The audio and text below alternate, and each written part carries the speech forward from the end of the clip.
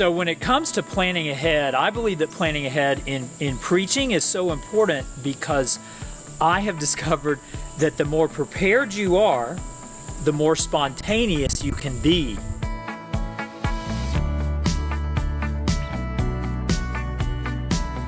And this is just me, but I've been doing it 30 years. I've never had an ulcer.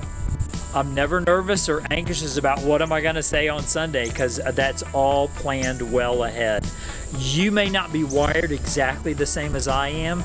I just know that planning ahead has contributed essentially to good emotional health over a number of decades.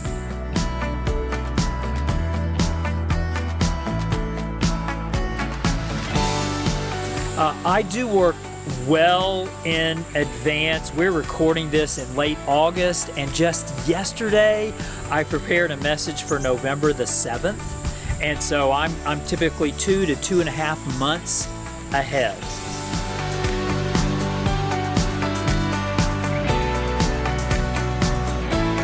Do I recommend everybody works this far ahead? I do believe that the farther ahead that you can get, the better you will feel, the more emotional stability that you will have. I guess I shouldn't recommend that everybody is quite as OCD as I am, but I think almost everybody can work farther ahead than you do.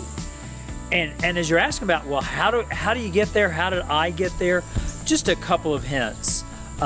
Years and years and years ago, when I was graduating seminary and moving to the very first church that I ever served, I wrote about 4 sermons before I ever left Kentucky to move to North Carolina. And so I started out a month ahead.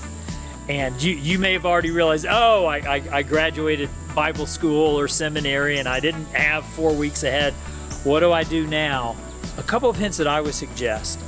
You all have weeks you don't preach, whether there's a guest, whether you just give people a break from you.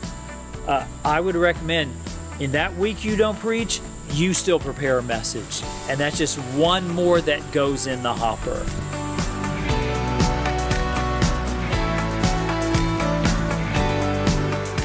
Yeah, once you get ahead, it does take discipline to stay ahead. And one of the main ways I've continued to stay ahead through all those years is, and we have a team at Good Shepherd, so I kind of preach less than I used to, not a lot less, but like recently, I went 3 consecutive weeks without preaching, which is the first time I've ever done that in ministry, but one of our staff pastors really needed that experience and that exposure.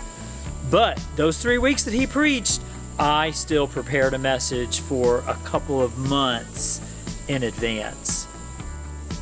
And you may wonder, well, how if you're working on a sermon for November, how are you going to preach a sermon in August? And again, all I can do is say what I do, and it's very particular to me, but it may bless you. Every morning, Monday through Saturday, for the sermon that I'm fixing to preach that Sunday, I'll pull it out and I'll begin the process of internalizing it, which, involves rehearsing it. And so I get that out of the way, like by 8 o'clock in the morning during the week. I've already sort of rehearsed, internalized what I'm going to be preaching the next Sunday. And then it's really not much on my mind the rest of the day. And so the rest of the day, as I can work it in the middle of other appointments, is when I'm doing the sermon spade work for the message that I'll be ultimately writing for a couple months ahead.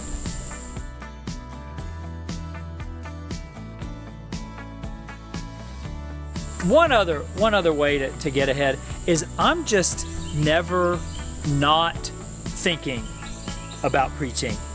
And that might strike you as unhealthy. I feel like it works for me, but every time I hear something random, I'm like, that might preach. For example, I just saw an ad, and at the end of the ad, it said terms and conditions. And I was like, that's a sermon series, terms and conditions. It'll be a series on grace, because our terms and conditions for salvation are so different from what the world says. But I just know, I saw an ad, jotted it down, somewhere along the line, you'll have a sermon series called Terms and Conditions, and it'll be about the saving grace of Jesus.